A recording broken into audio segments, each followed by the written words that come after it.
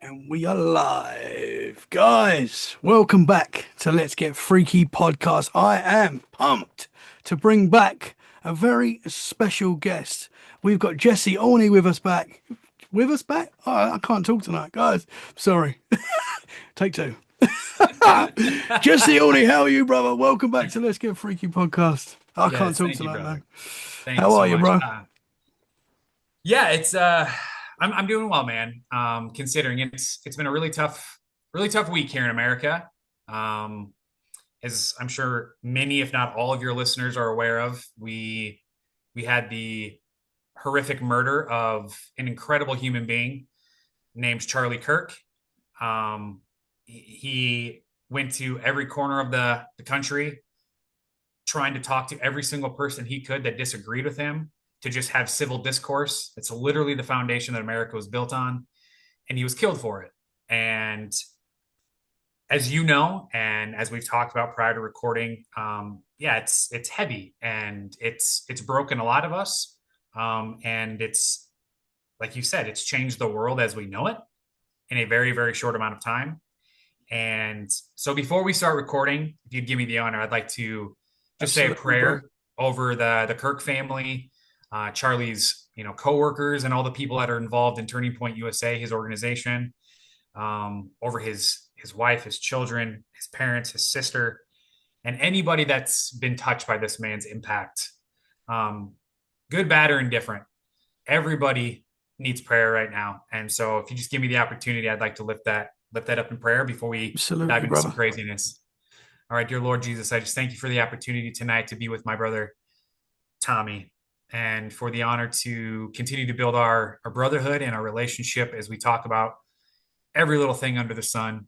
But Lord, right now we're carrying some heavy weight. We're carrying the weight of loss. We're carrying the weight of grief. And not just us, but thousands and maybe even millions of other people are carrying the same weight.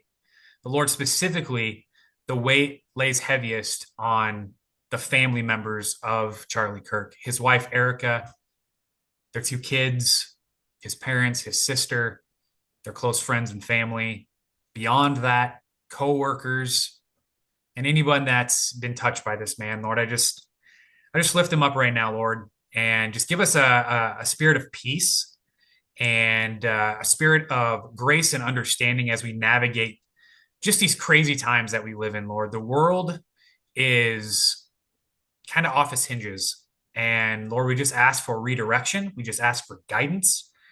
We ask that your spirit would flow through every single thing that we do, every single person that we interact with, Lord. Let your voice speak through us and ordain the conversations that we have with people, Lord. Give us the opportunity to be good examples to each other, to be good human beings with each other, Lord, in light of such tragedy. And not just Charlie. Lord, we had the young Ukrainian woman that was brutally murdered as well as a school shooting and countless other things that have happened in this world. So, Lord, we just lift up every single person that is dealing with the weight of circumstance in their life, whether it's grief, loss, whatever that looks like, Lord, we just give it to you and we just ask that you would intercede on our behalf. Give us all the tools that we need to navigate these things properly. And again, give us voices that speak graciously and understanding and filled with love and forgiveness for one another. Again, thank you for the opportunity to be together tonight, to love on each other, and to talk about some crazy things. We just pray for all these things in your name. Amen. Amen.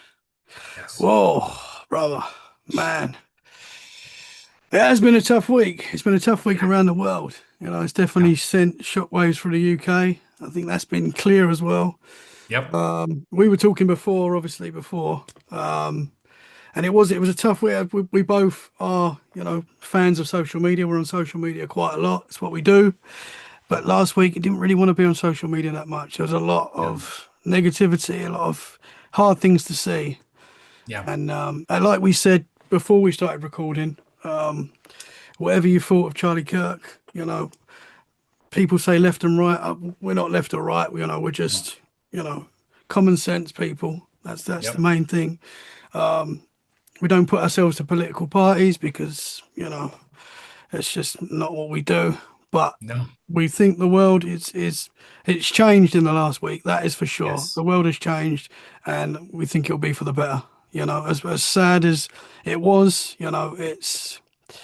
it's hopefully going forward, it's gonna it's gonna make the world better. Hopefully, that's Yep. that's that's what we're hoping for, man. Yeah, I do agree with you. And I think we've had plenty of opportunities, again, mostly based on social media alone for our, proof of this change. It is a really crazy place to be in when you're seeing so much positive change come from the loss of such a, you know, I don't want to say powerful, because I feel like that can be taken out of context, but just a prominent figure in free speech and humanity, talking with other human beings about things that we don't see eye to eye on. And I think there's something there for all of us to learn from, is how to have civil discourse with one another, even if we disagree. Absolutely, And man. that's what I have taken away from this, is a boldness in my spirit to speak bold and proud about my beliefs. As you know, I'm always very open and clear about my beliefs, specifically when I'm on here. And if anything, I'm probably more apt to say even more things now than I was a week ago. And again, I never shied away from those conversations, but I just have a new fire in my soul to spread the good news to the people who need to hear it, Hmm. and let the Lord do the rest. Amen, brother. Amen, brother. As we always say, and we both are big advocates for free speech. It's the most Yes. important thing ever, man. We can never let that go. And obviously here in the UK, there's big battles at the moment regarding free speech, and yeah, as you say, fuel to the fire. There's a lot of fuel to the fire, and it's something we need to fight for, and will fight for. Free Yep. speech is very important, man. You're going to hear some things you don't like, but that Yep. is what is important. You need to hear things that you don't like sometimes as well. So yeah, Absolutely. man. It toughens us up, it makes Hmm. us more resilient, and it makes us more understanding. If I'm forced into a corner to and I'm forced to listen to ideologies or opinions that I do not agree with, I am forced to stretch my mind open to a place of understanding where, hey, I don't agree, but I understand where you're coming from. And Hmm. that is so powerful. And for anyone to sit and say that that's evil or should not be allowed is, it just, I don't even have the right words. I probably could come up with some if I cussed, but Hmm. I do not. Let's go. Therefore, I will hold my tongue and just say, you know, that is why kindness, gentleness, grace, understanding, and forgiveness need to lead the way, Hmm. because we are all humans that are just trying to navigate this thing called earth and this thing called life. And gosh, it's so much easier to do when you have people by your side and not trying to forge against a giant wave pushing against you. Hmm. That you can be pushed, that's fine, but it's learning how to follow with that wave, learn how to breathe through that wave, and come out the other side unscathed. Yeah. So, um, with that all said, let's move into some Let's craziness. let's get into the freaky stuff. I Yes, think as well we should give a mention. Dr. Jeff Meldrum passed away in the yes, past week as well. yes, An absolute man. legend in our field, in the Bigfoot field. Oh my, Absolute wonderful man. I've heard him on many podcasts. I've read his book. Um, yeah, such a shame. I'd love to have met him. I don't know. Have you no, met him? Have you met him? no, no. I Yeah. would have loved the honor to. Hmm. That is one man that, again, because I'm such a conspiracy theorist, I suppose, and not everything's conspiracy theory, but because I'm so wide open in my mind when it comes to these kind of things, um, I didn't often find myself having to question what he presented. Hmm. And that's very hard to find in today's reality, Hmm. because he was so good at providing the facts, so good at providing scientific backing. And again, a lot of people that just refuse to believe that it could be possibility would, of course, slander and tear down what he had to say, but he never lost his professionalism. He was always, focused on the research and the studies that he was doing. And we lost an absolute powerhouse in the Sasquatch community. And so, rest in peace to him, and grateful for his work and his impact in this field and everything that, comes from him and has impacted and been impacted by him. Just very grateful. Hmm. So, obviously the prayer that we started with goes to his family as well, because they're also dealing with grief in the midst of so many other things happening in the world. Hmm. I can't even imagine. Absolutely, man. Everyone that I know that had the honor to speak to him said how much of a lovely guy he was. Yeah. And yeah, his work will live on, Oh and yeah. what he's done is the Bigfoot the Bigfoot world will grow because of him and carry on growing. So Yes. yeah, man. Absolutely. But yeah, Yes. brother, it's All been a right. You heavy ready to get our hands it's dirty? been a heavy start, bro. Yeah, it has. Yes, it has. Let me It's not normally let me like wet my this. whistle. My It's not mouth's normally. already dry. Yeah. Whoa. Let's take five. But you was on the podcast very recently, very Yep. recently, Yep. discussing your battle, your recent battle. An incredible episode, man. You really opened up to everyone about what you went through and the struggles you went through and the miracle that you went through. For anyone that didn't listen to that episode that doesn't know you, even though I'm sure they do you want to tell us a little bit about yourself before we get into the freaky stuff? Yeah. So, as far as the let's get freaky aspect of my life started many moons ago in 2001. It's when I had my very first paranormal experience, and that turned into a nearly 15-year journey throughout the paranormal field. It was a heavily ghost hunted focus path for the majority of that. Um, Latter part of it was when we started to introduce ourselves to the research and the study of Sasquatch and Bigfoot. And in the midst of that, as well, as when I had my very first encounter with a Sasquatch face to face. And then I walked away from ghost hunting after some deeply convicting things from the Lord, and I just kind of hung in limbo for a while. And then in 2018, my brother Seth and I, that we both co-founded County Paranormal Investigators together. We came together and we talked about leaving the ghost hunting behind and just focusing 100% on the study and research of Bigfoot. And that's when we released our documentary, our most recent documentary.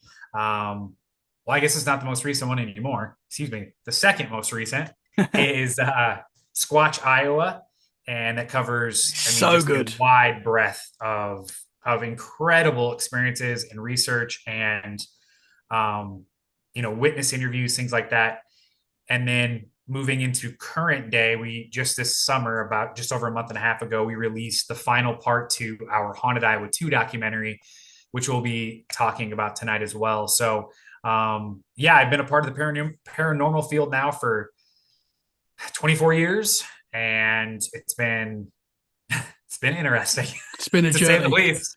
It has been a journey, and it's been eye opening. It's been terrifying. It's been life changing.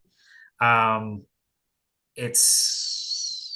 there's probably pretty many there's a lot of adjectives that could be used in regards to the journey that personally I've been on and we've been on as a group known as CCPI, and just honored to still be able to add our own little input into this. It's changed so much since we started.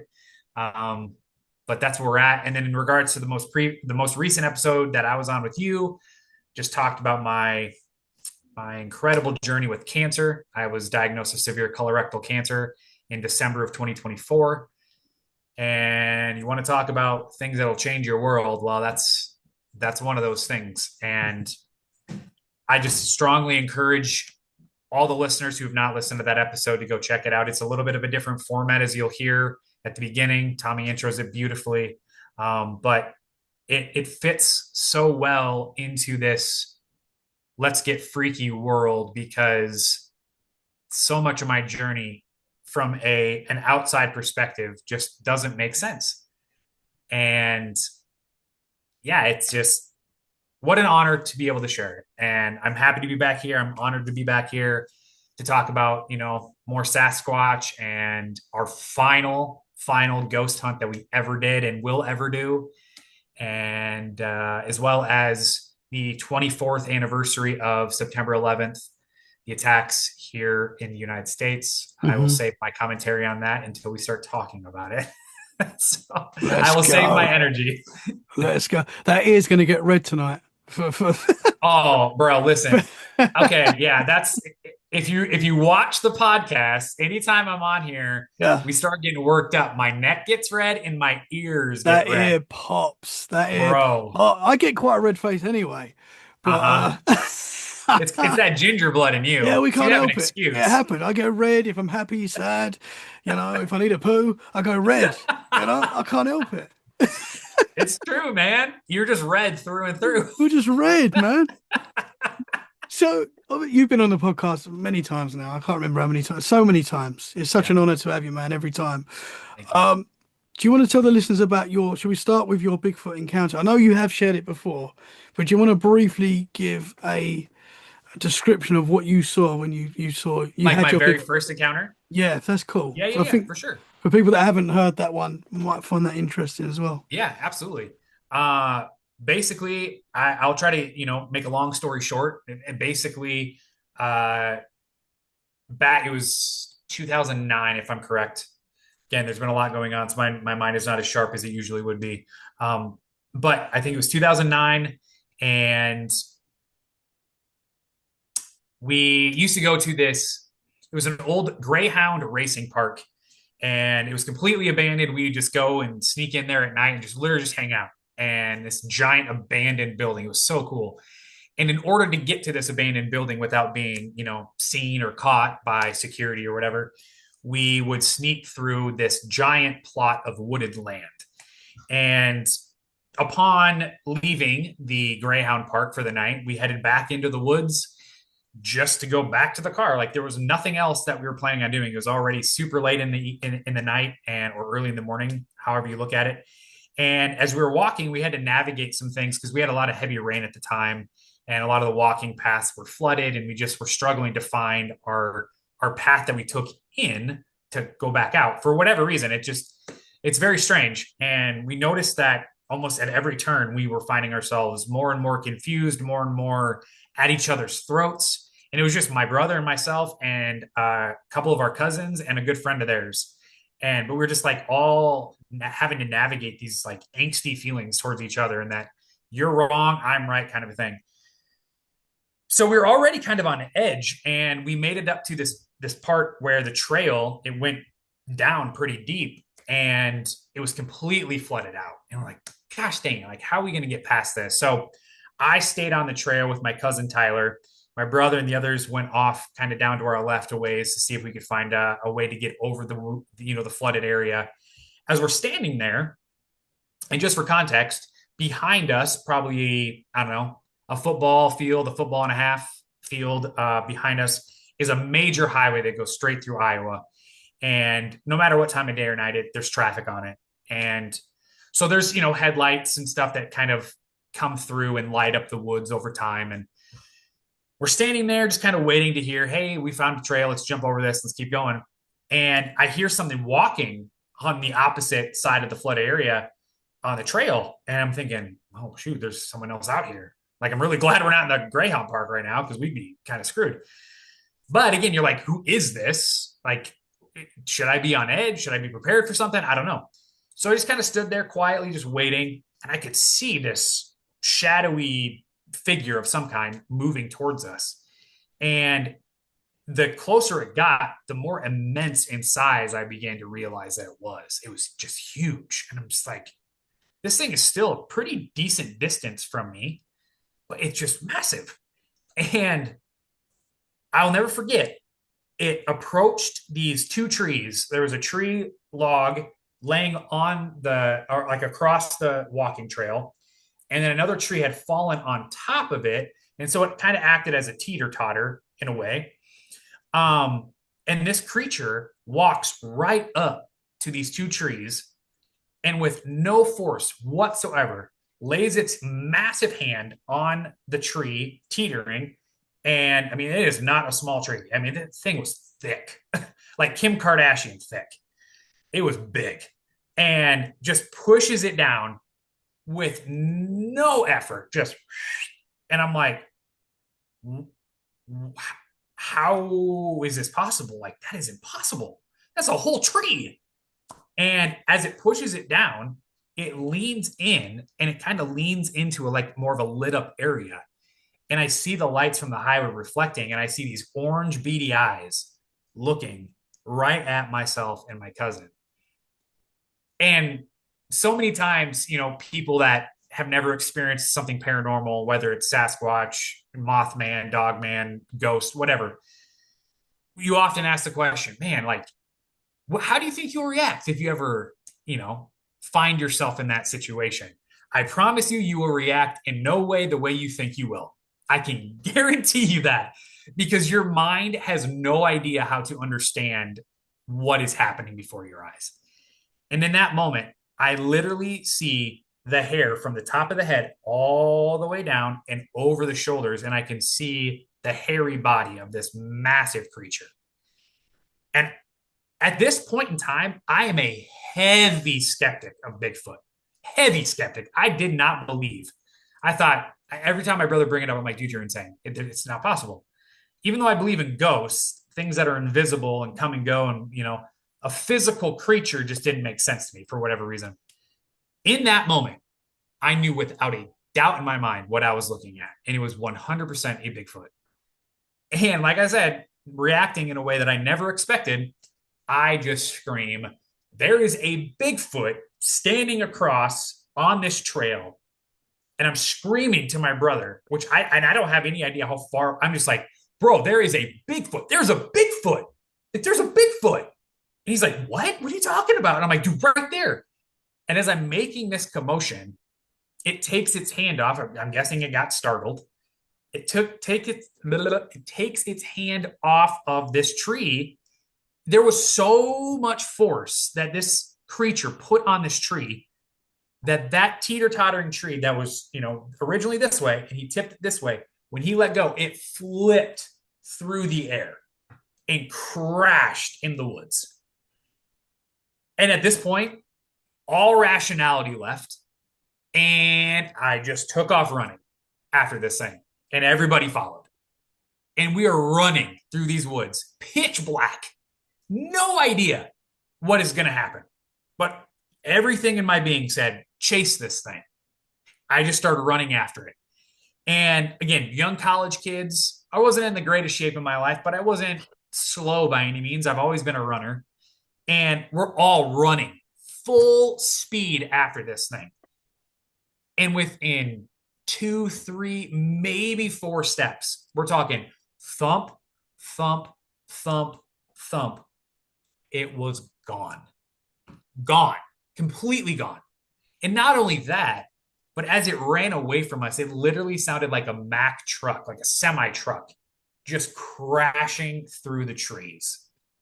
And I remember just like standing there, and you were hearing rocks being chucked out of the way, limbs being broken, seemingly sounded like trees being snapped in half. And again, I can't see it happening. I'm just hearing it. This is clearly a monster of a figure moving through a very crowded area, and it's making absolute chaos.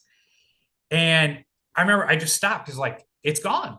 What I don't want, why am I wasting my energy? And I remember we just all stopped and gathered. And we're just like, what happened? And I was not able to go back the next day, but my brother and my best friend were. Now, my best friend was not there that night, but he was able to go back with my brother, and they found the area that this happened. And they took a picture of a footprint in the mud in that exact area where we chased this thing. My brother does not have a small foot. He wears a size 13 in shoe, and it morphed his foot. It was at least a 25 or a 26 size shoe, if you want to put a shoe size on it. Mm-hmm. And the depth of that into the mud had to have been 6 to 10 inches deep. I mean, there was so much weight pressing down into this mud. and you saw every single toe. So it was a complete bare foot. It wasn't a shoe print. It wasn't a boot print. It wasn't a coyote print. Like it was like Shaquille O'Neal was out in the woods barefoot and he stepped in the mud. Because I'm pretty sure he wears like a 23 or a 24. And Wow. you're looking at this and then you're comparing it to the night prior and you go, okay, that was something. That was something. Now, the crazy part about it, and maybe it's changed, but my cousin Tyler, who stood next to me in that moment, has no memory of that.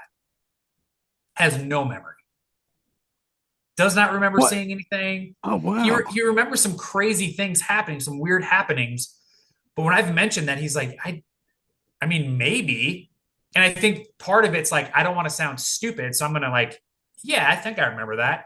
Mhm. But I'm pretty sure he has no memory of it. Wow. And that's very common when it comes to Sasquatch. And that actually goes back to the original point that I mentioned about all of us being super confused, not being able to find the trail. We were in Yes. these woods for 2.5 hours, and it takes 15 minutes to get from the Greyhound Park to the car. 2.5 hours. And and there's been so many times in my Sasquatch investigations where you're just in the middle of a situation, and you're like, I have no idea what's going on. Like all rationality of your Mhm. brain vanishes. Mhm. And we believe that they use their, we believe it to be supernatural ability to confuse you. That's why they are the world champion in hide and seek. They have the ability to confuse you. I truly believe they have the ability to cloak themselves. And I think that they are truly interdimensional beings Mhm. that are biblical. Now we get into Nephilim. And the Nephilim, I think, is a direct relative of what we in current day refer to as Sasquatch and Bigfoot. And so that was the very first one that I encountered. I've seen two. Um, that second one I saw was on a bike trail 20 minutes from where I live in a very urban area. Lots of houses, lots of people, lots of traffic, but a massive lake. And it's a part of a river system. And they migrate. They migrate with the other animals. They are Mhm. not carnivore. They are not herbivores. They eat whatever is available. They are not picky. They just have to survive. Mhm. And so that is the pinnacle of my Sasquatch experience. Um, Man. Absolutely changed my world in literally one night. Yeah. And then Squatch, Iowa was born. And yeah, man. Yeah. Yeah, about 10 years later is when Squash Iowa came out. And it was like, we've been sitting on these things for so long, and it's time that we start to dive into this more. And of course, if you if you've ever experienced anything in the paranormal, it's an itch that is really, really hard to scratch elsewhere. And Mhm. the only way to really scratch that itch is to find yourself back in the paranormal field. And I miss the camaraderie in these investigations and the research that you do is incredible. It's a family, it's a brotherhood, it's amazing. And you miss that when you walk away from it. And so that was a huge catalyst for me to come to my brother and be like, hey, let's switch away from the ghost hunting stuff because I refuse to take part in that anymore. But let's do this. And then he Mhm. came up with the idea for Squatch Iowa. So God bless my brother. Yes. It was his idea. And I mean, he is the director. He's the director when it comes to films. I'm the producer when it comes to films, producing different ideas, different thoughts. But he directs it. He puts it out there. He gets the idea, the foundation, and we work very, very well together. So Well, it's a good um, team, man. That's for yeah, sure. very blessed to have Yeah. my best friend be my brother. And um, yeah, Squatch Eye, we actually go back to where I had my experience, and not to spoil too much, but things become eerily similar to what at the time was just shy of 10 years prior. Right. So Yeah. Well, If you I've haven't seen seen it, it. I've seen it, as you I know. know you've seen I've it. seen it many times, but Yes. I will put the link in this show description Yes. so people can go right now and check it out, or wait till we finish talking, then you can go and check it out Yes, if you yes, want. yes. Or Finish yeah, the episode. We got a either lot of way. great things to talk about. Yeah, I've got to say because I know people that will be listening that maybe didn't hear your first episode. I think you was Yep. on. It was like real near the start. 11. It was episode 11. Wow, good memory, man. I just saw it Wow, on my timeline. It was like episode 2 days 11. ago. Wow, Yeah. coincidence? Whoa, So it's that's been weird. 3 years since my debut. Wow, that three Yeah. years, man. Yeah. That is wild. So Yeah. people can go back and listen to that one. Obviously, it's there. Yep. Episode 11. So interesting, man. But just quickly, that second Bigfoot that you saw, can you just describe that one as well? Because I know Yeah. people are going to be listening to this one and be like, what was that second one? Yeah. Yeah. Yeah. Absolutely. The second one was very, very different and very unexpected. Again, I, a theme that I have found in my research and hunting of Sasquatch is expect the unexpected. Sometimes the time that you're going to get the best activity, the best evidence, whatever, is when you're not even doing an investigation. We were literally on a bike trail. We have so many around the area that I live, connecting campgrounds to campgrounds to campgrounds to state parks and all these other things. And we would just go walk these trails at night. And when we were single and just hanging out with the boys. And we decided that we wanted to go somewhere on this trail. We were going to plan on filming a horror movie. So we actually had our camera. And if you know anything about my brother and I, we pretty much always have a camera, which granted now all of us do with our cell phones, but it just wasn't the case back then. You didn't have 4K on your fingertips. And so we, by the grace of God, we had our camera. Of course, the moment that I saw my second one, the cameras were not on because it was not expected. We came around the bend, and when you come around the bend, it's there's wooded areas on both sides of the path the entire time you're walking down it. And it's not like super overgrown or anything crazy like that. You can see the sky, it's not like you're in the thick of it or anything, but you come around the corner and there's a patch that's very thick and heavily brushed. And we turn a light on and we flash it down I think we heard like a snap of a twig or something. We're like, what was that? We turn the flashlight on. There was something standing on its hind legs, gnawing on like a small tree. And when that light hit it literally, like it was facing one direction and it swung itself around and went on all fours. And I mean, we're talking probably, oh man, I would say at least 30 feet from brush line to brush line. So it's not a small, jump. That thing took one step and it was jump and into the woods. And so it means that it went 15 foot and 15 foot if it was at Whoa. least 30 feet. And it may actually be more than that. I could be underestimating. I'm maybe I don't know. Hmm. Regardless, the gait on this thing was unreal. And it looks so much different than the first one that I saw. And we have a massive deer population in Iowa. We have like I believe the last time that I heard, we have like 4 million deer in Iowa, give or take. And your general population of Sasquatch is anywhere from 2 to maybe 3 or 400,000 across the entire country of the United States. So the odds of it being a deer are very, very high. And the odds of it being a Sasquatch are very, very low. But the thing about having a heavy deer population is you become very familiar with the way that they move, the way that they look, the way that they smell, the way that they sound. This was not a deer at all. It was not brown.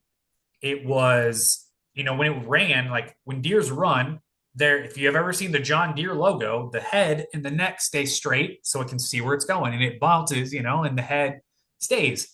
This thing went completely parallel with the ground. From the nose Whoa. to the very tail was a complete straight line across. And it was gray, like a light gray fur and like a whitish underbelly. And sure, the white underbelly could be a deer, but again, it was a gray, shaggy coat. And gosh, like if I didn't know better and having since had Bigfoot experiences out there, if I were to just draw the picture out, I would say it kind of was like a dog man because it just, the overall shape of it was so different. Mm-hmm. Um, but the area that was being gnawed on this tree was at least 8 feet high, and it was literally dripping saliva. So my brother still has this stick, and again, we're young, fresh out of college kids, no money. Okay, we have no resources. Yes, we have universities around us, but to go as a nobody to a university and be like, "Hey, I have a stick with saliva on it. Can I get it tested?" They're going to look at you and be like, "Get out of my lab." It's just what it is. Yeah. So we kept it and hoping that we'd be able to get it tested someday. At this point, it's just been too long. Anything that's on there, any bacteria of any kind, it's gone. It's dead. Mm-hmm. Mm-hmm. But at that point, we turned on our cameras, and this is also featured on Squatch Iowa. So another disclaimer: go watch Squatch Iowa. You will see what we encountered after finding, or after I saw that, and everybody else with me heard it all. I was the only one that saw it. How? I don't know. I can't explain it. Um, but we actually ended up walking back, and I don't think it's featured on Squatch Iowa. We ended up on a behind a fence where we were seeing some things happening, and there's a giant dirt pile, and on the dirt pile was the strangest footprints I've ever seen in my entire life. Where with us as humans, our foot, the arch is on the inside of our foot. With this, the arch was on the outside of the foot. It still had the big toe, had the other toes, but the arch indentation was on the outside of the foot, not the inside. And a lot of people questioned me about that when I, talked about it, but there was so many of them that it was hard to deny that it was some sort of a track of footprints. Mm-hmm. I think that they'd been there for a while, so I think that they had been, the details had been washed away with rain and things like that. But the overall dexterity of these footsteps remained. Again, chalk it up to could be yes. Is it? Don't know. But How big were they? Were they quite big? so my buddy that I was with when we saw it, gosh, he probably wears like 11 or maybe 12 size shoe, and it was right around. So it'd be probably between 11 and a 12 size shoe. So my guess is that it was a young Bigfoot. And the guy that I was with, paranormal wise, tends to be very sensitive to these things. And when we were standing on this wood pile, or excuse me, dirt pile, excuse me, he looked at me. He's like, dude, I'm getting that feeling. And when he says that, it's okay. He's either feeling like something is nearby. He's very sensitive to like, that like I'm being taken over kind of a sensation. He just looks at me. He's like, dude, we're being watched. And I was like, okay, tell me more. He's like, literally right to our right hand side was a deep grassy ravine that led all the way down to the giant lake that I'd mentioned. And he's like, there is a family of Bigfoot that live down there. I just know it. I feel it. And I still to this day believe that the Bigfoot that I saw that night was an elder because of the gray color. And that would explain the family aspect because there was two creatures that split from that moment. I only saw one of them. One jumped across, which is the one that I saw. Another one just jumped straight away into the woods that it was standing in front of. And we listened to that one navigate the woods for a significant amount of time. And in fact, is what we believe that we actually catch on Squatch, Iowa. So just crazy. And I mean, I did another documentary for my own personal YouTube channel called Searching for Sasquatch in that exact same area. And we had some really, really good things happening. So if you do go to my channel at all, it's going to be in my paranormal playlist. I have a lot of great content on there, Mm-hmm. including Searching for Sasquatch. That's also featured on our CCPI TV channel as well. So plenty of Sasquatch Um, content. And more to come. We have another documentary coming out called Empire State Bigfoot that my brother's putting together. let's go. More to come. Yes, more to Awesome, come. man. Awesome. Yes. So when it got in, like you said, it got flat onto the floor, kind of like a lot of people describe like the spider crawl with these Not Sasquatch. quite. Not that No. low. No. That's why I said that if I didn't know better, that I would probably categorize it more as a dog man. Because that's Mhm. what it looked like. It looked like a dog man. But I remember that the legs didn't like they they hinged backwards, like ours. Like if we're leaping, the arm and elbows came back, and they were long. And when it came around, the legs and the arms were very long and lanky. The arms were very lanky. And again, it just leapt and it was gone. So Man. no, it was definitely not the oh my goodness, there goes Oh, my he's gone camera. again. He's flew off again. Whoa. Dude, I need to get this fixed. This is crazy. It's the second time it's happened tonight. Shut up. Good thing I have pants on. Like, whoops, there's my tackle box and bobbers. Woo. But yeah, no, I've never. I've recently messaged you about the one of the recent episodes you did with the spider crawl, and that's Yep. something I've never experienced, nor had I ever heard of that before. But in a Interesting. week's time, or just in a few days, I saw two reports of the spider crawl. The guy in your show, and then I saw another report in a different area, and I thought, was this the same person? And it wasn't. Two very different accounts, but two spider crawl Yeah. Bigfoot sightings. Yeah. It is something you hear every now and again. I've heard a few accounts of people describing like that, and they say it's like it's it's so unnatural. Like you wouldn't expect Oh, a dude. creature to be able to do that and have that No, stance. But yeah, unreal. you do hear it. There are a lot of reports of it. It's just Wow. interesting, man, because you think that that would be a way of evade being seen, to be Oh, able to yeah. do that. That would be such a Yeah. skill. Yeah. I mean, you Yeah. think the military, when they're sneaking up on a target, they're army crawling. They're on their belly, on their elbows and everything. And Hmm. this is just more of a primal way to do that, I guess. Yeah. Yeah. It is interesting, man. Thanks for sharing those Yeah. experiences Yeah. again. Absolutely. I know I've heard them many times, but it's so fascinating to hear it, man. So Well, it gives me interesting. good practice because I have a couple lectures coming up next month, and I haven't done a lecture now in quite a while, and so it's getting me back up to speed on all my Bigfoot talk. Yeah, yeah, man, let's go. So you had another experience quite recently in Hmm. Arkansas, which Hmm. we're gonna get into. Yep. Uh, should we get into that now, man? Yeah. Yeah. And I'll try to cover it. I'll probably actually be able to cover it more extensively here, but I do actually talk about it fresh on one of my most recent videos on my YouTube channel. The Wonders of Arkansas, I believe, is what it's called. Something like that. I'll share My that as well. That will also be in the show description as Yeah, well. yeah, yeah. My wife and my son, we got a cabin in Arkansas, out in the middle of nowhere, right along an incredible little like creek area, just gorgeous. And yeah, it was just the people that own the land, they live on this land, and then they have two separate cabins. And then the people that own it were not home; they were away traveling. The other cabin was occupied, but again, like I made sure when I get into the story, you'll understand. I checked all of my bases. So basically, I believe it was our second night in the cabin. Um, and the crazy thing about it is we had crazy weather. Like it was the most consistent severe weather I've ever been a part of in my entire life. It was like 50 or 60 plus hours of just severe thunderstorms and torrential rain and so much thunder, so much lightning. It was incredible. But when you're in a cabin with a tin roof, it's very loud.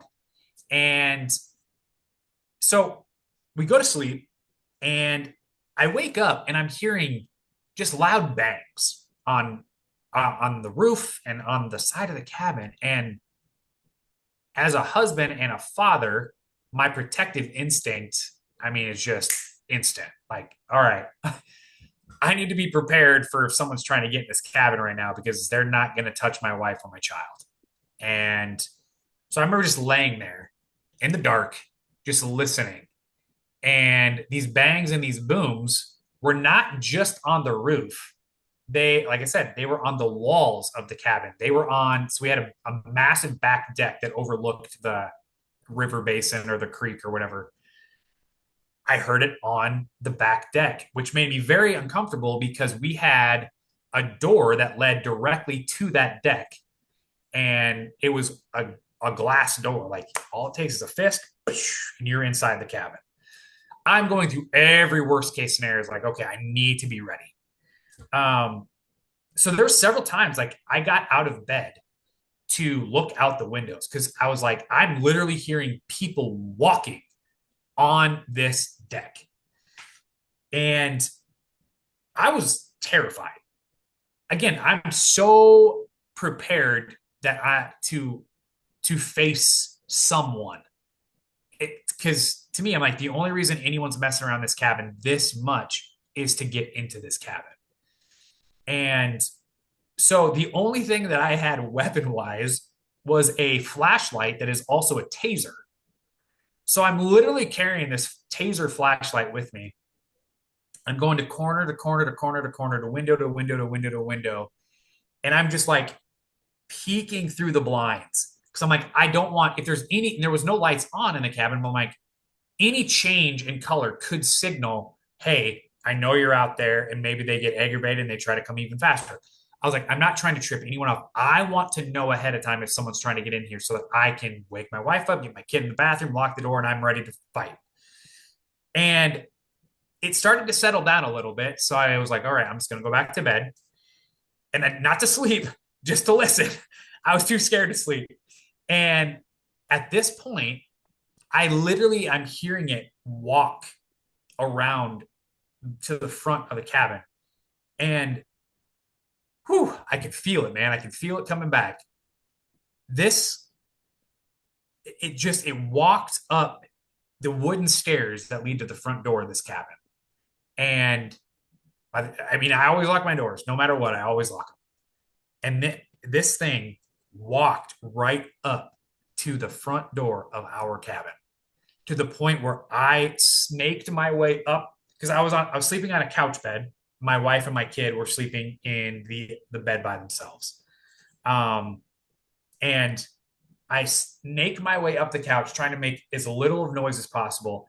And there's a giant glass window behind the couch where I was sleeping.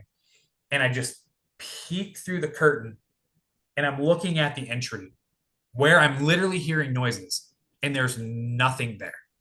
Nothing. And I'm like, okay, am I losing my mind? Am I completely out of my mind? I don't know because it's starting to feel that way. And then I would hear massive bangs on the roof. And I'm not talking like a little ting, I'm talking like a kaboom. And I keep looking over to the bed where my wife and kid are sleeping, just waiting for them to like shoot up because they're just so jarred by the sounds. Well, come to find out after I talked to my wife later, she was awake. She was just laying there and she knew like if something's happening, I'm on it. And so that continued for 4.5 hours nonstop, man. 4.5 hours. And of course, it happened. So here in the United States, we have a thing known as daylight savings time. It's the stupidest thing ever. It's so dumb. But it happened on the day of daylight savings time where we get an extra hour overnight.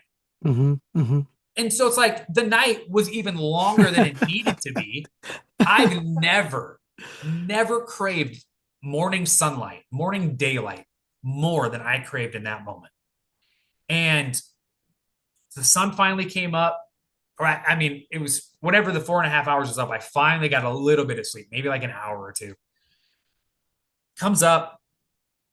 I grab myself by the balls. I get myself ready. I'm like, I need to go out and just survey the cabin. Like I'm expecting footprints. I'm expecting mud thrown. I'm expecting rocks. I'm expecting I'm expecting so many things. Bro, there's nothing. There's nothing. So the only thing I could identify was there's a big tree not too far from the cabin. And if you watch the video, you'll be able to see it. I talk about, I show it all. And it had acorns. Now, we did hear acorns fall from this tree onto the tin roof plenty of times. Bang, roll, fall. Bang, roll, fall. It was the same sound every single time. And it did not match up with the bangs and the booms that I was hearing all night long. I actually messaged the owner of the cabin and I was like, hey, this is what happened. These are the things that occurred. Is this normal? Has this ever happened before? And all they said to me was, oh, we had some weather last night. It was probably that. And I'm like, thank you for completely brushing off the safety of the person that is renting your cabin. I was like, all right, screw you. Forgive me, but seriously, I was like, dude, like you were no help at all. So at that point, I'm like, well, they don't care. They have, and clearly it's never happened before because they literally could not have cared. Um, and when they said that there was some weather overnight, okay, listen, I was awake for 4.5 hours, if not longer altogether. The only thing that happened was some rain. The severe stuff had not set in yet. It was coming, but it had not set in. There was no thunder, or there might have been some thunder and some lightning, but again, thunder is very distinct, and it's Hmm. not Hmm. it's not a banging and a booming on the side of your cabin. It's just Yeah. not. And he said the winds were atrocious and that it was blowing things all over. Bro, it was calm as can be. It was not windy. Nothing was blowing. And I'm like, how can you even tell me what the weather was like when you're not even here? You're not here. And so I just stopped communicating with him. I was like, this is getting me nowhere. So I went out. I looked around. I saw nothing outside of the acorns that had fallen on the ground. And, again, but it was so different than that. And our first night, actually, Cheyenne had put our son down for bed. And I was outside on the back deck, out by the fire pit. And I'm just sitting there by myself, pitch black, except for the little fire in front of me. And I hear a gunshot. Now, if you're familiar with the United States, Arkansas is southern US. Bro, guns and things like that are just very normal. I have no problem with it, but I'm just not used to it. And I'm like, well, that was interesting. It's like, I don't know, 9:30 at night, maybe 10, and someone just one single shot, bam. I'm like, huh, okay. Within seconds, this massive waft of the absolute smelliest garbage smell just smacks me in the face. And for those of you who are unaware, Sasquatch and terrible smell literally hold hands. Hand They in are hand. one in the same. And that is one of the most defining characteristics of a Sasquatch experience is when someone's like, dude, I smelled this smell. And the next thing I know, something screamed, something yelled, something threw a rock, whatever. And I'm like, well, that's interesting. So my wife comes out and I'm telling her about this. And all of a sudden, we start hearing this large rustling sound down at the base of the yard where like it would lead down to the water. And I remember I took my flashlight, I'm like shining it over the edge of the deck. I'm looking, I see nothing. Again, I'm not saying it was Sasquatch, but again, you have these correlation of the Hmm. correlating events. A gunshot fired, massive waft of garbage smell shortly after, and then within 5 to 10 more minutes, this loud rustling sound near the cabin, and you're just like, interesting. And then literally the next night, the cabin, in a few, I mean, for lack of a better term or phrase, is literally being attacked. And because that's what it felt like. It literally felt like it was being attacked. Hmm. And Hmm. the fact that there was like no physical damage or remnants of any of this on the cabin, it still blows my mind. And so for the rest of the time that we stayed, I think, for 2 more nights after, maybe three.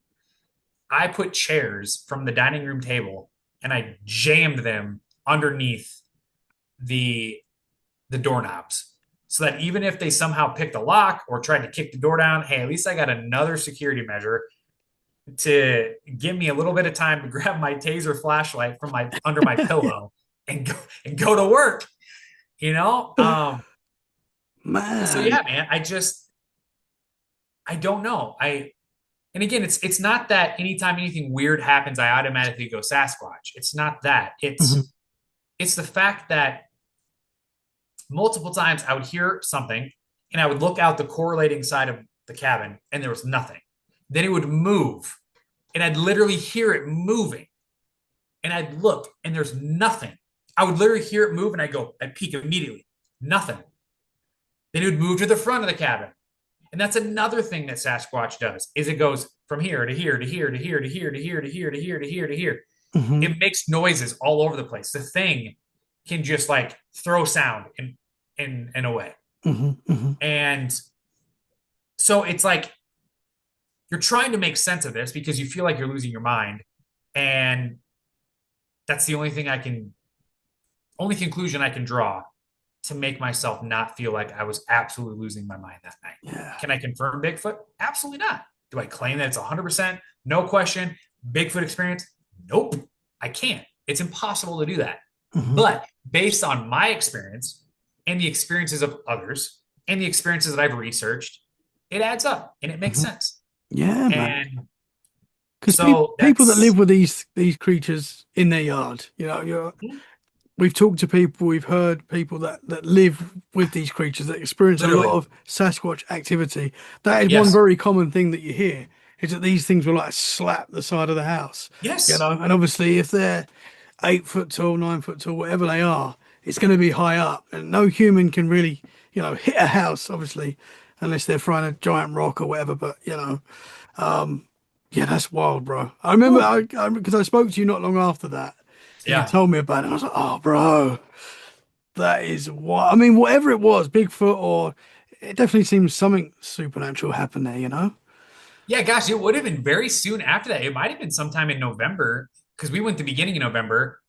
And I know that we must have talked before I got my cancer diagnosis Hmm. because it was very fresh in my mind. So we might Yeah, have done a Zoom conversation or yeah. a I Zoom think hangout we maybe spoke like a about it. week or two after. Yeah, absolutely. We spoke about it for sure. Yeah. And I think probably because of what you went through, we didn't record. We didn't do an episode about it because we obviously wanted to make sure you was all good, and Mhm. and that's why we didn't record at the time. Right. But yeah, yeah, man, that is wild. That is wild. I mean, and you say like the night before you got that Yeah. smell, you heard the Yeah. rustling, and you was in. I've seen the picture of the place. It seemed like you was in the middle of nowhere. Did you Yeah. talk to the other house, the people in the other house? No. Anytime that they were outside and we were outside, they looked at us like we were aliens. It was like they wanted nothing to do, which granted, I'm not out there. Like I get a cabin out in the middle of nowhere so that I don't have to talk to people. Yeah, It's yeah. just, it's just, it's just what it is. That's the I dream, want to get a bro. cabin Yeah, and I don't want to talk to anybody. that's the dream. Cabin in the woods with no one else Yes, around. Yeah, absolutely. 100%. Yeah. So no, by the time that we got up and got going that next morning, they were already off on whatever excursions they were doing. And then they left a day before we did. So that cabin sat empty maybe 2 days. That Okay. cabin sat empty for at least one, if not 2 days, which made it even more intimidating because now we were literally out there completely alone. Yeah. So they was Because on there, vacation as well. yeah, exactly. And because like in the middle of that, I'm like, okay, if something like if Ish was really going to hit the fan right now, I mean, I guess I could grab my family and try to run to this other cabin and scare the living daylights out of them as I'm banging on their door, help, help, help, Yeah. But at that point, I think we probably just grab the car keys and try to get in the car as quick as possible and take off. But um, so yeah, no, we never talked to them. They disappeared pretty quickly after that. And again, I never spoke to the owners of it about it further because again, I'm like, I'm not going to waste my time. I let you know, and if it happens to somebody else, you're going to be like, oh yeah, this has happened before. Maybe I need to look into it, Hmm. kind Hmm. of thing. Yeah. Um, And some people might not even report something like that. oh yeah, Yeah, especially, I mean, obviously your mind was Bigfoot and it possibly was that. yeah, For someone else it might be something it might be a supernatural. Obviously, it sounds supernatural whatever it was, yeah, whether it's yeah, Bigfoot or not. But some people might not report that. They might not say them. Oh, just that was a crazy night. We'll see if it happens again. We won't report. I don't normally report things to the hotel room if something weird happens. Some people do, obviously. But yeah. yeah. I think the reason I did was because I legitimately felt like my and my family's well-being was in danger, Hmm. Hmm. And so I'm like, I need you guys to know that if something does happen again, or if Yeah. something happens to us, that I've looped you in. Hmm. Hmm. And there's a record here in the Airbnb app that this happened, that if something does happen to my family, you know, heaven forbid. But Hmm. now that it's almost a year ago, like hypothetically speaking, if something terrible happened to us, they have a record of, hey, something was happening to this cabin. We Yeah. don't know what it was. That was my mindset is I need to make sure they're aware in case something goes terribly wrong. Yeah. Yeah. Because that's legitimately how worked up I was. And Hmm. dude, like I I'm not like I don't get scared a lot. And again, that's from years of just playing in the dark. Yeah. You've been Like in you some learn pretty to not be freaky afraid of the dark places. when you're Yeah. literally in the dark all the time, Yeah. you know? Hmm. You learn to respect it because you don't know what's around that corner because you can't see it. But there's not a whole lot that like shakes me up. And I say that, and with no arrogance or anything like that. It's just the truth. Hmm. And that, dude, it spun me, bro. It Yeah. spun me hard. Yeah. And yeah, it took a while to shake that off. It definitely did. I bet, Um, man. I would have been every light on. The wife would have been up. Well, I don't know what I would have done, man. yeah. Yeah. Oh, and let me add this in too before we move on. So, as I mentioned, the severe weather at the time. So, the severe weather picked up later in that day. That So we woke up from all of that happening, and then we went out for eats. And again, you'll see the progression of all of these things in my video. Hmm. Um, we went out to eat. We went hiking. We got caught in a absolute torrential downpour. We make it back to the cabin late that evening, and it's thunderstorming. And I don't know if I filmed that night. I don't think I did, but I filmed the next night. And like I said, it was like 50 plus hours of just constant lightning, the loudest thunder I've heard in years. And again, I'm waiting to hear all these bangs and booms from the acorn tree because that's apparently what it is. And dude, it did not happen. It was like so violently windy outside, Hmm. so violently storming. And you'll see if you look at the beginning of the video to the end, you will see the absolute massive impact that the storm system had. Like, and I'm not going to give it away.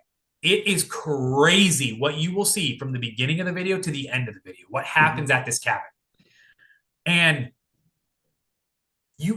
there was no severe weather that could replicate what happened that night for 4.5 hours. Hmm. Nothing. And that's a long No time heavy as winds, no well. rain, nothing.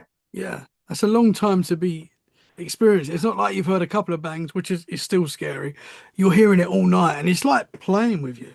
It's like Oh, it's dude. toying with this. Where 100% what it do you, felt like. It do you was like think it there was was toying. possibly more than one? If it is Sasquatch, do you think I it's? mean, it could easily be. Again, it's hard to say because there was nothing, no remnants of anything. There was no evidence of anything ever being there. Hmm. And it to say that it's not possible would be ignorant. But to also conclude that it definitely was would be ignorant. Hmm. So is it possible that there was more than one? Absolutely. Is it possible that they check out every single family that checks out these cabins? Sure. I think too, because it is a supernatural being, it can pick up on the sensitivity of people. And I'm a very sensitive person when it comes to this stuff. And my wife is as well. And I know for a fact my child is as well. He Hmm. still sees angels flying around and he calls them by name. And when I ask so he calls it his angel Opa. And Opa is literally German for caretaker and guardian. And it also stands for like grandma, I believe, is another translation, but it's literally guardian and caretaker. And Wow, he's did been it? saying Opa since he What? was like 2 months old. What he just started saying that himself?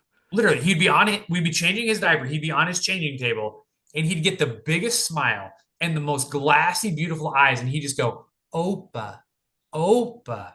And so again, I'm a first Wow. time parent. I'm thinking, okay, this is just baby chatter. Well, at one point, I was like, what if this is an angel? And so I still to this very day ask, hey, where's Opa? And he points to a random part of our ceiling. And I asked him the not the most recent time, but the time before that, I asked, where's Opa? And he said, right there. And I said, what's Opa wearing? Blue. And I said, what's Opa doing right now? He literally, dude, he just goes, yeah, Whoa. So dude. for people And I listening, never he coax this done like stuff out of him. he I done like just angel wings there angel wings. for people Yep, listening. I do have goosebumps. Wow. I have Yeah, goosebumps. that's giving me goosebumps, man. Yeah, and I've never been like, Whoa. hey, this is what an angel does. This is like anytime we talk about birds or anything, like it's never this. If we're doing anything flying, it's like, meow, meow, you know? That's But wild. he did that completely on his own. Also, there was a day where, and I have a video of it. Uh, he's looking up and he says Boompa, which is what he calls my dad. That's his name for grandpa. He says Boompa, and I said, well, what do you mean? He said Boompa right there, and he points up to the ceiling, and I'm like, so I never met my dad's dad. He passed a couple years before I was born, but he died with a gray mustache and gray hair. My dad has gray mustache and gray hair right now. And I looked at him and I said, does it look like Boompa? Yeah. And I was like, is it Boompa's daddy? And he goes, yeah. And I was like, okay. Whoa. And I said, do, do you see anybody else? Yeah. I said, do you see Grammy? Right there. Do you see Grandpa Jones? Right there. Dude, I would just name off people that's passed in my life. Right there. Right there. Right there. Right there. Whoa. All over, dude. So he's All looking over. around the room. Mhm. And he still does that. He Wow, still that's does that. so wild, bro. Yeah. And so it's like you have a cabin with three very, very sensitive people. Mm-hmm. And I think it's probably like a beacon Yeah. for these supernatural, creatures or whatever. And they're probably like, the cabin's never been glowing like that before. I don't know. I'm just, I'm just trying to make sense of it, Yeah. Yeah. you know? We were staying in a cabin in the woods, and this is going back. Ruby was 18 months old, so Mm-hmm. she's 9 now. So this is I probably told you this, and it was about 5, 6 o'clock in the morning, but it was light. It was like hot. It was during the summer, I think, and so it was light in the room, so you could see in the room. It wasn't dark at all. It was morning, and Ruby's sitting up, and she's not talking properly at this point. She's saying a few things, but not like, she's still very young, Yeah. and she's pointed to the corner of the room, and she's gone, H, H. Now H is my brother, right? Whoa. He obviously he wasn't there. He wasn't on the Yeah. vacation with us. She's going H, and like she's seeing him smiling, like communicating with him, like H, H. And it went on for quite a while. And me and my wife were like, what the heck is going on? Like, who's she seeing? Like, she's clearly seeing something because Yeah. she's. So I've called up my brother just to make sure he was all right. Yeah. I would And too. he was absolutely fine. Like, nothing wrong there. But she was definitely seeing something, man. And it went on for a little while. H is H, like that. It was so strange. Bro. Yeah, that was weird. Dude. Yeah. And another time Kids, as well, man. I think I shared this on the podcast before, but Amy was about 3 or 4, I think. Might have been a bit younger, very young as well. So Amy's my eldest, and she's 13 now, I think. She's 13. Yeah, she's 13. I should know Yeah, that. she's a teen. She's 13. Yeah, she's Crazy. getting older, man. But so my wife's driving her, and they've got to a stop. They're at traffic lights, and there was just a brick. There's just a building. Like, you didn't know what the building was. My wife didn't know what it was at the time. And Amy's looking out the window, and she goes, "Oh, mummy, what are they? What's that?" And Lois is like, What are you talking about?" She went, "I can see people." Like, she's describing people laying down with white sheets over them. And my wife's like, "What? What?" And she's describing it. And my wife's like, that's weird because it's just a brick wall. Like there's nothing there. Anyway, they Yeah. start going and drive back home. And Lois is pretty freaked out by this. So Yeah. she tells her mum and she's like, okay, this is just down the road. This is not far from where we live. And so they Google what this building was. And it was a morgue. Oh my gosh. I know. To this day, that freaks us out as well. That's another very strange. Yeah, yeah. How weird is that, man? I Okay. I don't want to talk on this for too long. mean, But dude, kids, man, hmm kids, and I think I've said this whether it was just us hanging out or on a previous episode, but kids are the closest that we can get to heaven when we're here on earth, hmm especially when they're fresh out the womb.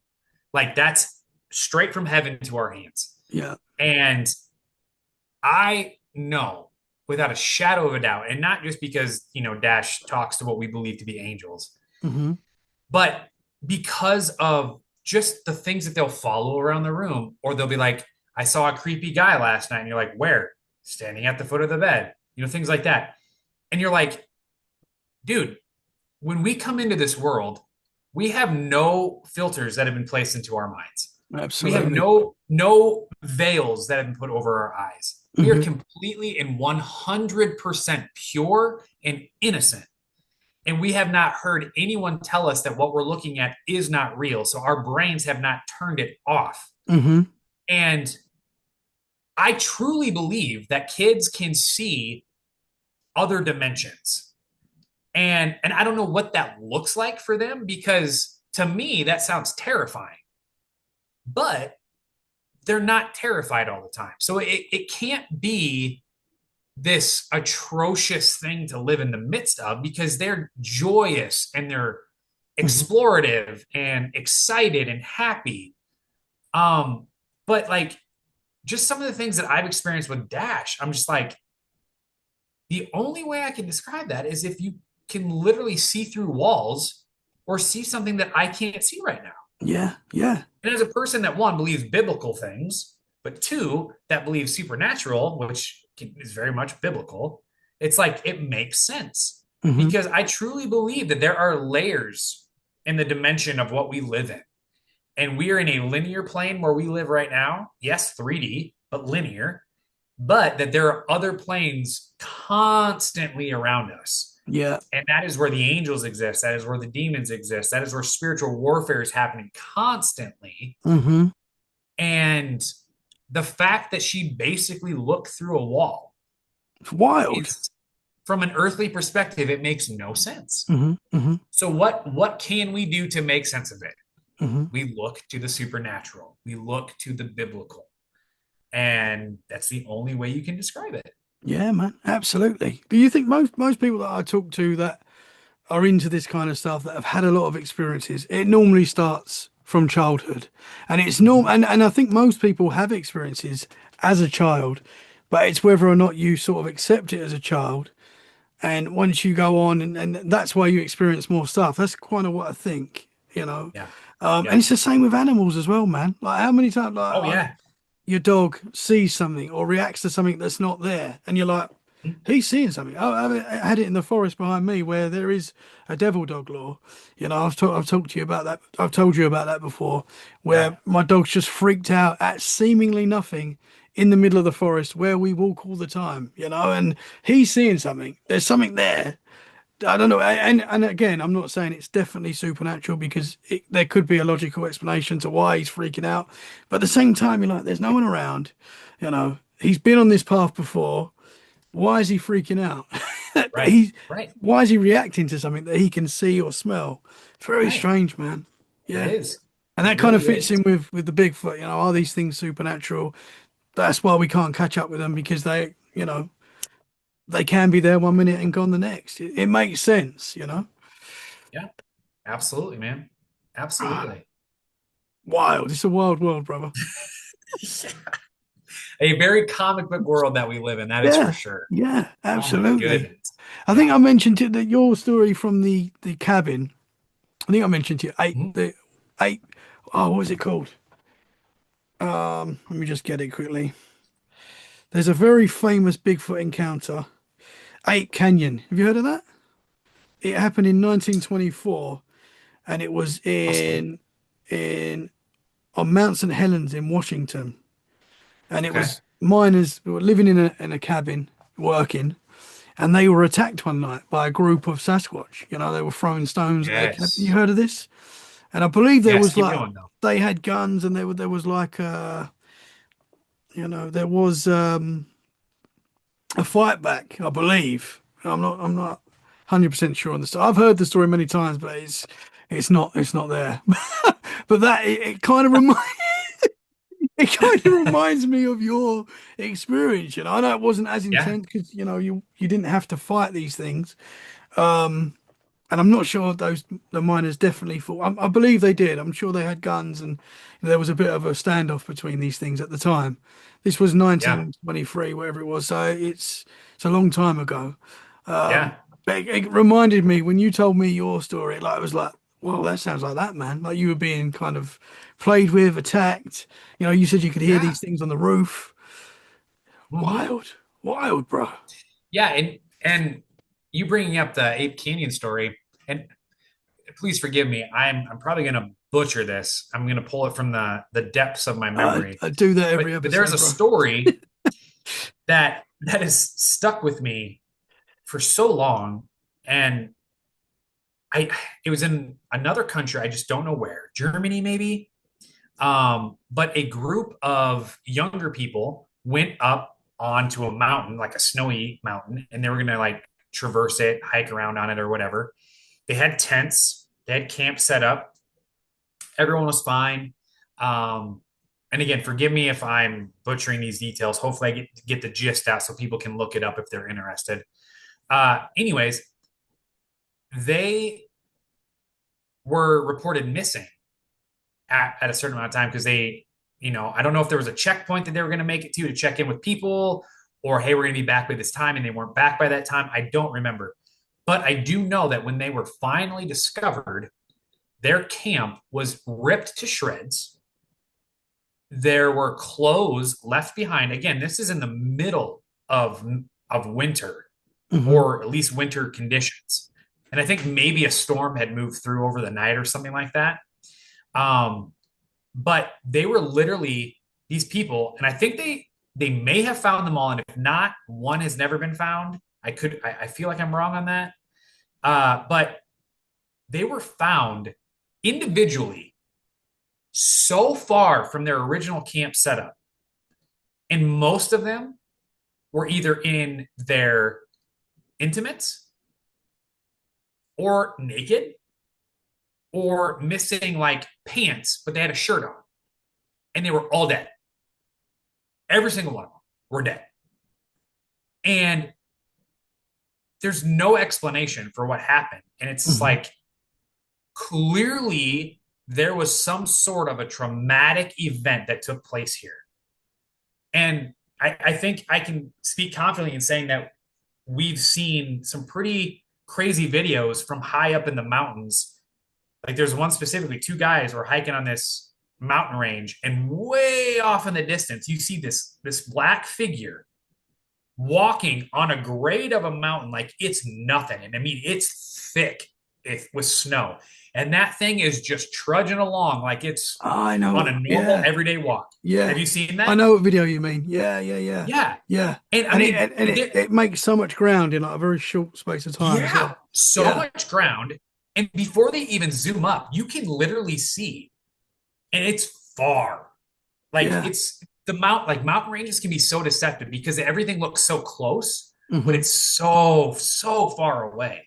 Hmm. And I remember they zoomed up on it as much as they could. You could literally see this thing moving, arms moving, and it's all dark colored.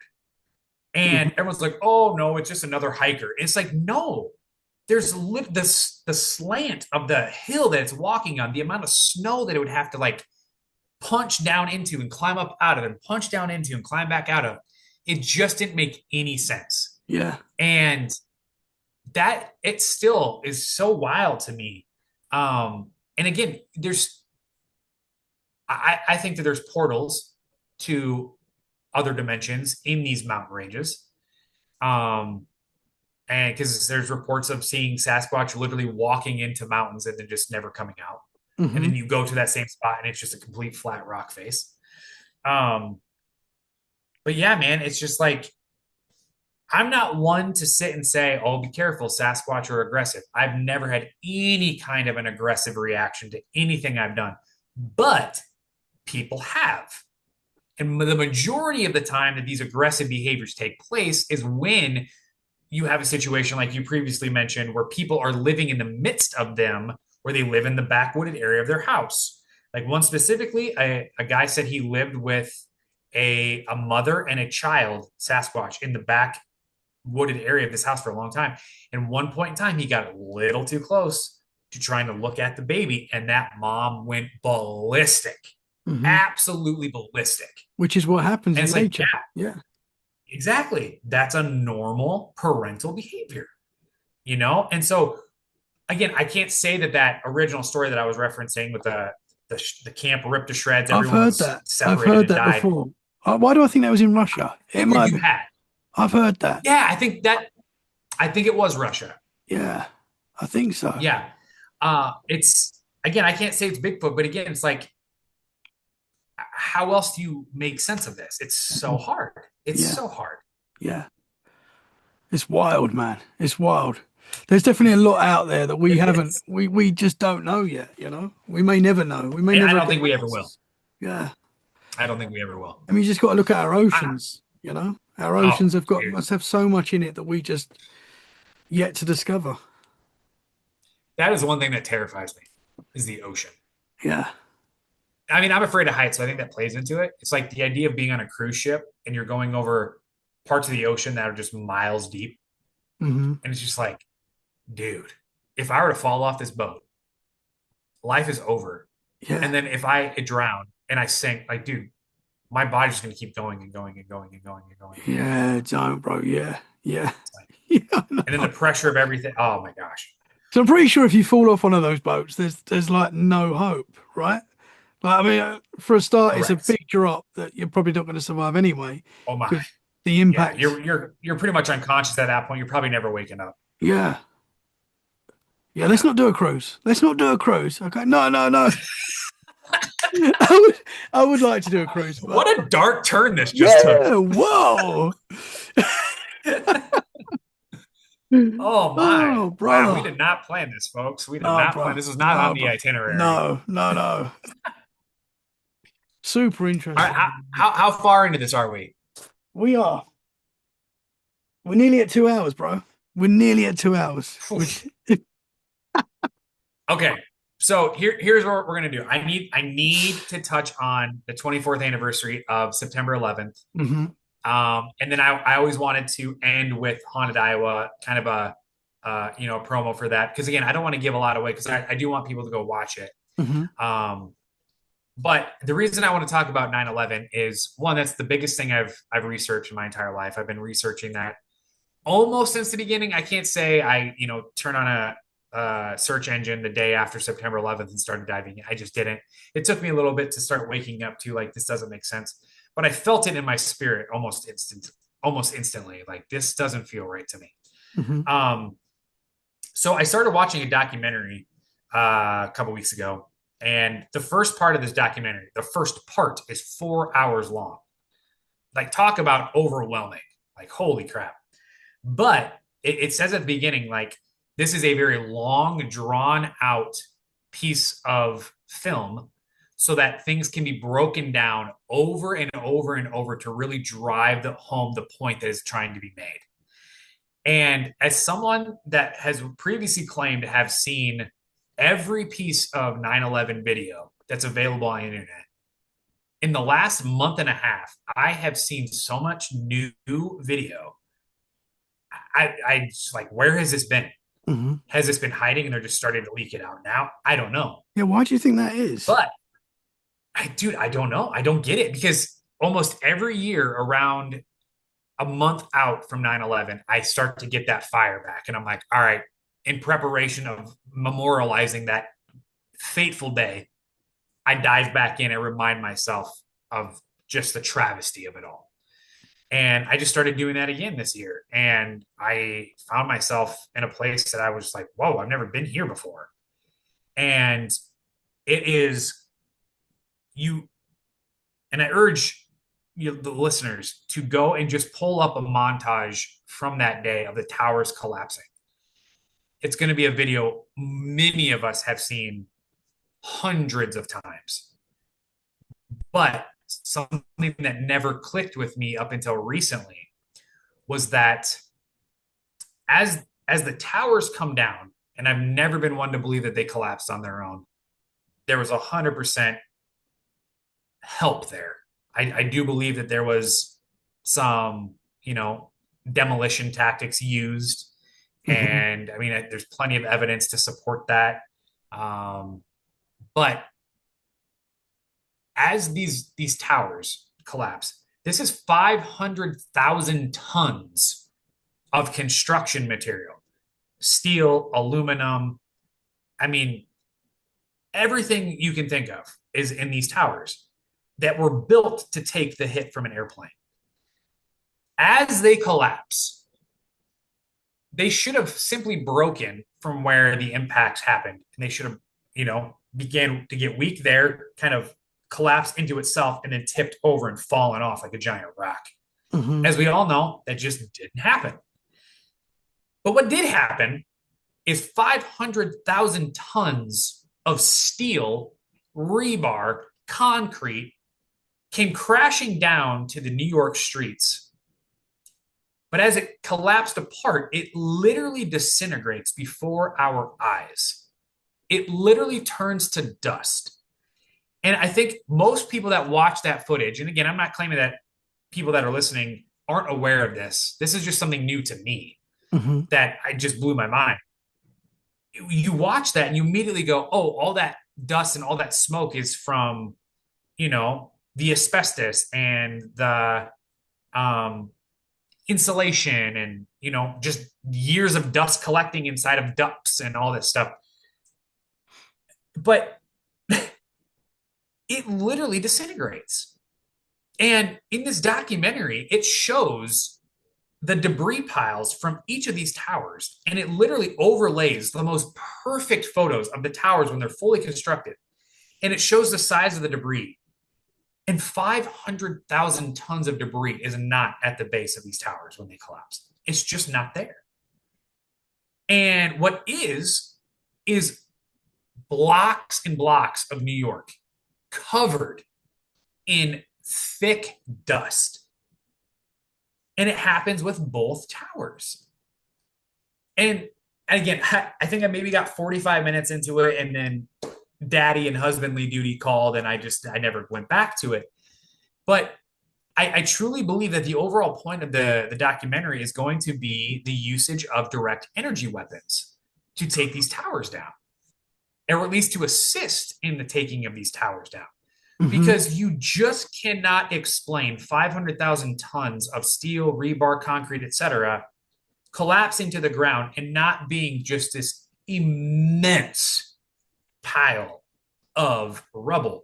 Now, don't get me wrong. I'm not saying that the rubble piles are small. They're not. But you cannot explain why they're not so much bigger Hmm. and why so many buildings around them weren't also heavily destroyed. Yes, many were damaged, Hmm.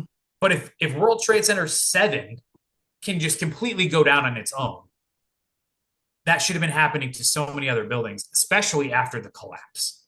Hmm. Hmm. And the smoke that we see in the collapsing is not the jet fuel burning.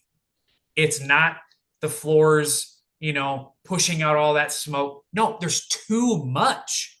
There's too much. Within seconds, the entire skyline is just a giant cloud plume. And then within seconds, it's just clear sky. And one of the firefighters that actually survived in the tower that collapsed, he was in the stairwell and he got trapped on the eighth floor, I believe. And he said, I was walking up the eighth floor stairs, and all I hear is this loud bang and boom. And I thought to myself, this tower's coming down. and I now have to face the fact that I'm gonna die in here. And he said he just sat in the corner of the stairwell. He said I tried to fit my entire body inside of my fireman's helmet. He's like, this sounds crazy, but you'll do anything to survive in that moment. Mm-hmm. And he said, I listened, and it was only seconds. It was seconds. And he said, at that point, I opened my eyes. I'm dripping blood from my nose from some debris hitting me. But what I see is I see sunlight. He's like, what was originally 110 stories of concrete, rebar, and steel above me vanished in seconds.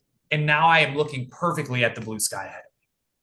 Whoa. Dude, it doesn't make sense. Mm-hmm. Mm-hmm. Wow, And man. multiple people were stuck in this stairwell. And in this documentary, they use that stairwell in the debris pile as a distinct point of reference where 8 floors remained as 500,000 pound or tons of steel collapsed. Dude, that's impossible.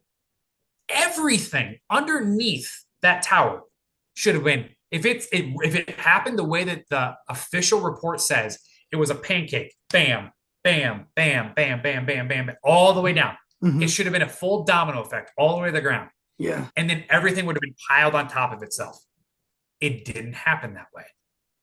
How does 500,000 tons of steel collapse on top of itself and within itself, but it doesn't take out 8 flights of stair, 8 flights of an elevator core? It's all still standing right there for everybody to see. Mm-hmm. And it blew my mind. It Yeah. absolutely blew my mind. Where was this documentary, man? Can you remember where it was? On YouTube. On I will YouTube. have to find it in my watch history and I will send it to you Yeah. because it it was crazy, man. And what led me to this video was just a random Facebook reel. And it said, he says, my family's mission is to prove what actually happened on 9/11. And the reason it's my family's mission is because 6 months prior to the 9/11 events, his uncle, who was apparently a very big radio presence in New York City, 6 months prior to September 11th, was on the air, and he has the audio in the beginning of this documentary saying, be prepared, an attack on New York City is coming. And I want you to know it does not actually involve Osama bin Laden. He is not involved. Whoa. It is all a scam. It's Mm-hmm. all a scam. And literally just over a month, I believe, or maybe just under a month after the events of September 11th, that man who said that live on the radio, this other guy's uncle, was apparently, uh-oh, am I good, bro? My internet says it's pretty Yeah. bad. Yeah, no, you're still with me, brother. It did freeze for a sec. But then look, once you start talking conspiracy, this is what happens. Ha, that's There we true. go. Yeah. All I right, can let me know if it starts messing up. Yeah, it did freeze for a second, but we're okay. We're okay. Okay. I can still hear you. I can Um, still see you now. okay. Um, but around a month after the events of September 11th, this man's uncle, this radio personality, apparently is approached by the police for I can't remember, tax evasion or something like that. And then the official report was accidentally gunned down in a scuffle between him and the police. Mm. Are you sure?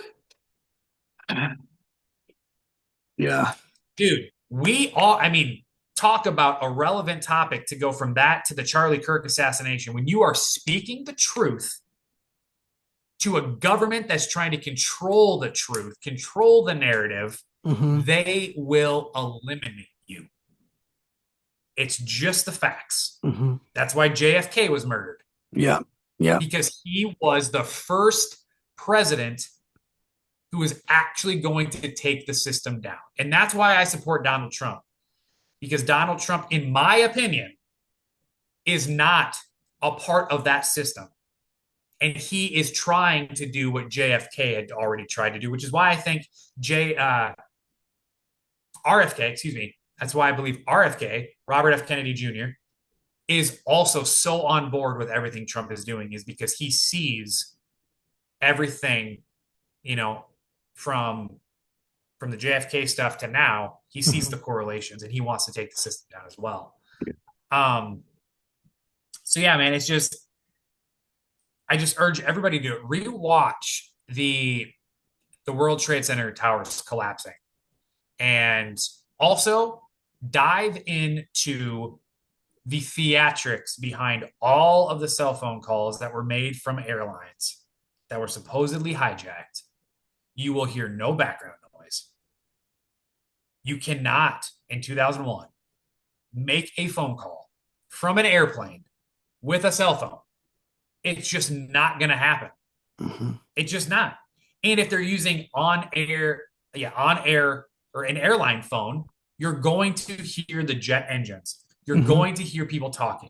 You're going to hear the hijack. You're going to hear something, but there's nothing. And the one that is the most prominent one is from a young black lady who calls in and she's like, as calm and nonchalant as you can be making a phone call to say goodbye to your loved one. Yeah. Hi, baby.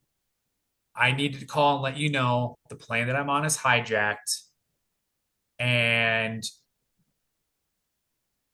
by the end of it, I think she finishes her script, realizes, again, I don't know what happened to her. She was probably killed for the purpose of creating the narrative. At the end of it, she gets emotional when she actually has to say goodbye to her husband. She is not emotional at any other point in the entire conversation. She just says something to the degree of, like, I hope I get to see you again. And that's when she starts to cry and she says, I love you. Goodbye, baby. And then there's a pause. There's a pause, and you hear her kind of messing with the phone. And you hear a very distinct return of her voice come over and say something. And you can listen to it over and over and over. And what she says is, oh, shoot, it's escaping me right now. Not, it's a scam. Oh my gosh, dude, I'm so sorry. My brain just went Ah, no, completely no blank. problem, bro. No problem, bro. It's she says something, it says something to the effect of, it's a scam. Hmm. Like, I'm letting you know this is not actually happening. What and was And this Flight 90, was this put out at the time as well? You know, because I know they oh yeah. released a lot of Oh, the. dude, it was all over the news. It was featured in movies, everything. This is gospel according to the national media. Hmm. Just like the one who says, "Hey, three of us guys are gonna go take down the hijackers. We're gonna keep this plane from flying into another building." And then that turned into a movie. Dude, Flight 93 is the one that crashed into a field in Pennsylvania and left no form of a plane behind in the rubble. In fact, it's just a giant crater in the ground. And if you look actually on flight logs, Flight 93 never left the airport. It was grounded, evacuated because of a bomb threat. And every single person got off that plane. Every single person. It never got up in the air. It never flew. It was never hijacked, and it never crashed into a Pennsylvania field. Now, again, I don't know what happened to all of these people that are supposedly on these flights. I have no idea. But we always know that there are casualties of war. And to me, these are casualties of war. No. And the planes that flew into these towers are not United Airlines. United Airline flights back in 2001, a lot of chrome on them. They would shine, they would glimmer. There's no shine on these planes. They are completely matte gray, no logos, no colors, nothing. And they perfectly match the jet that the Air Force was using at the time. Perfectly. And the only jet engine found in the wreckage of 9/11 was a jet engine that belongs to the Air Force jets being used at the time. Nothing else. The black boxes, apparently from the flights that flew into the towers, were never discovered. And if they were too damaged to get anything out of. Amazing, of course. But the passports for the hijackers were found deep in the rubble of the towers, Mm-hmm. unburned, unscathed, yet every single person in those planes were vaporized. Okay. Out of the near 3,000 casualties from that day, and nearly 2,000 of those being from the World Trade Center towers, Mm-hmm. there was only about 900 to 1,000 actual people, pieces that could be identified. Where are the other people? And those are probably all the workers. Where are the people from the airplanes? And years after this happened, bone fragments were literally found on rooftops blocks and blocks away. So the amount of force that these buildings were hit with and then vaporized with caused such catastrophic damage to these buildings that it literally spewed pieces of people for blocks in the air. I'm sorry, an Whoa. explosion from a jet engine crashing into your building and then collapsing does not do that. Mm-hmm. It just doesn't. Maybe right in the midst of that fireball, you could be vaporized. Sure. But it's not going to vaporize every single person in that building, and it's not going to shoot you through the air floating like dust. But a direct energy weapon will. Bro. I mean, Just look at the Maui wildfires yeah, and look man. at the Los Angeles wildfires. Yeah, yeah, Direct energy weapons. yeah. And I mean, That's all I'm going to say. yeah. Whoa, bro. I mean, I've heard a lot of, obviously, many different conspiracies, many different theories. I don't know if I've heard direct energy weapon theory, but that is, I mean, it's horrible to think that the powers that be would do that to its own Uh-huh. people. That's the worst thing. Now, my dad lost a friend that Yeah. day in the towers. You know, Your dad? my dad lost a friend who was working that day Oh in the my towers. gosh. Yeah, yeah. Because my Oh dad my used to go gosh. to the towers. My dad used to do a lot of, still does do a lot of work in the US, and he's been in the towers. You know, Wow. he used to work. He used to part of his job was there. You know, so he knew Bro, I people had no there. idea. Yeah, yeah. So my dad lost a friend that day in the yeah, yeah, man. Wild, wild, bro. Like Yeah. I said, man, casualties of war, because that's all this was. It was a smoke screen to get into the Middle East to steal their oil. That's Hmm. all this was. And Osama bin Laden was a scapegoat. Osama bin Laden was in the same fraternity as Barack Obama and the Bushes. They were literally friends. Hmm. And there's literally pictures. They might be gone now, but I Yeah. literally have seen pictures of them outside of their fraternity together, Osama bin Laden and Barack Obama.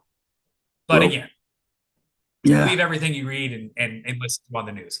Yeah, oh, absolutely, man. Yeah, we know that the powers that be, what we see is not as it is, and it continues to today. And things like JFK, what we saw last week with Charlie Kirk, the September 11th, the moon landing. We know all these things. Ha!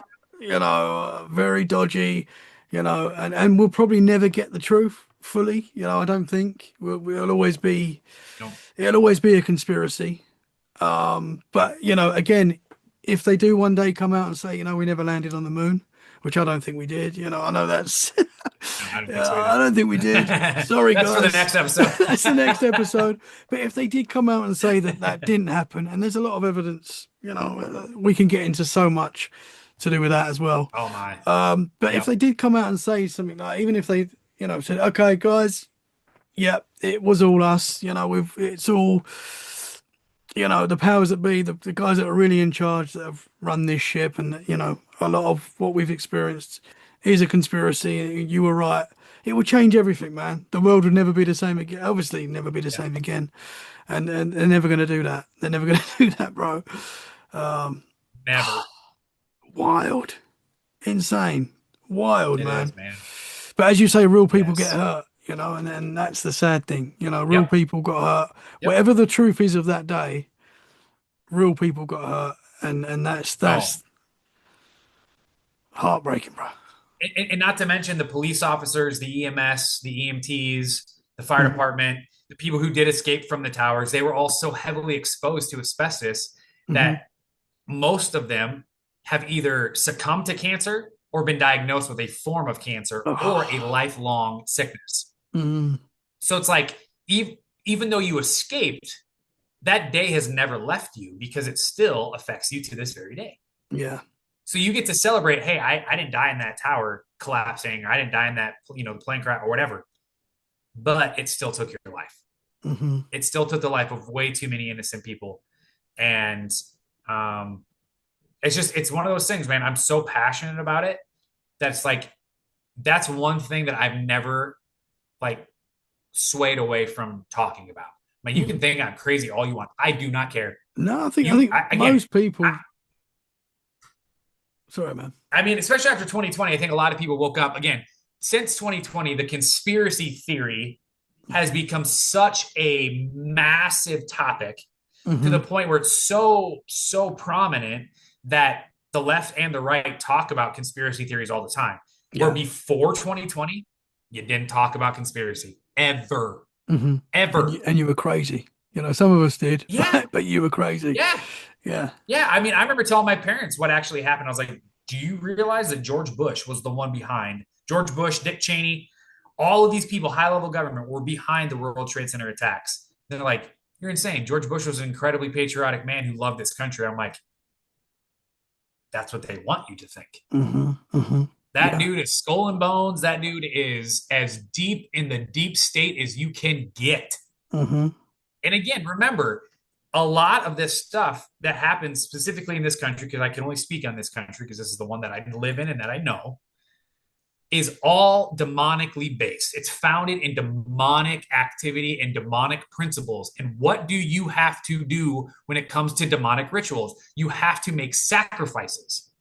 The massive sacrifice that was made, most likely to the demon Baal, Baal, on that day, 9/11, dude. What a massive blood sacrifice that was. Hmm. Hmm. And it's like, And then they look, the they have to tell us as well. They have to show us, give us enough clues. You know. exactly, exactly. And ever since that, dude, our entire world changed. Hmm. Security changed. We're spied on all the time. Phones right here are Hmm. watching everything that we're doing, listening Yeah. to everything we're doing. That's why we get personalized Yeah. ads We're all the screwed time. now. Oh, We're it's just to screwed help now, your bro. shopping experience. Yeah. Oh, Yeah. dude. I mean, every We're on single the time we list. have a conversation on here, it's except for the cancer one, we're like, oh boy, We're on the just list. wait for That's the for black sure. SUV to pull up outside. No, but again, if you believe in free speech, Anyways, like I do, I believe in free speech, and I think it's so important to have these conversations. And we might be wrong. We might be. I hope, in a way, I hope we are wrong with a lot of these we're not. conspiracies. I don't think we are. I don't think we are, to That be would be honest. great. But I hope we are. It's very sad Yeah. because I think in the world that we live in now, you kind of look at people that are not conspiracy minded, and you think you're the crazy one. Because how can you not be in this world that we live in? Right. How can you not be when it's just right in front of Right. us every day, everywhere? 100%. Yeah. Yeah. Yep. Yeah. Right. Let's end up on a Well, high. how about I yeah, let's Mhm. shift gears to I'm gonna just, promo Haunted Eye Mhm. with three really quick, the last Yes, part brother. here, and then we'll call it a day on the episode. Am I still coming through okay? You keep freezing again, and do you know what? It was absolutely Uh-oh. fine this video. You're not coming through. You're I can completely hit. frozen. Can you hear me though? Can you hear me? Oh, let me pause it for a second. Is my video? Okay, there I am. I Okay, see. we're back. We're back. We're back. See, as soon as you start talking conspiracy, look, it's been fine all night, right? It literally has. I know this stuff happens. I know technology does go wrong. It does, but it is weird. You're talking It about is. when we start talking about sensitive subjects, which we Yeah. since then, since literally you started that, I've had a few issues with freezing and stuff. But Yep. there we go. There we go. And that happens every time we talk. Every Yeah, time. it's weird. Yeah, Yeah. can talk for hours. Like we spoke for 4 hours not long ago, Right. and there was nothing. It's perfect. Nothing. No. But yeah, I just wanna give a little promo here on Hide and I with three. We're very proud of it. Again, it's a full documentary cut into three parts. It will be released in its entirety. I believe we're shooting for a Halloween release for that. So if you are more of a I don't want to watch parts, I want to watch the whole thing, hang tight, give us about a month and a half, and you'll have that opportunity. But in the meantime, all three parts of Haunted Iowa 2 are available on our YouTube channel, CCPI TV. And the third the third part is the one I want to touch on specifically because it's the one that we just most recently released a month and a half ago. And it is the final ghost hunt that CCPI will ever take part in. And the crazy thing about it is when I went into this investigation, I did not go in it to investigate.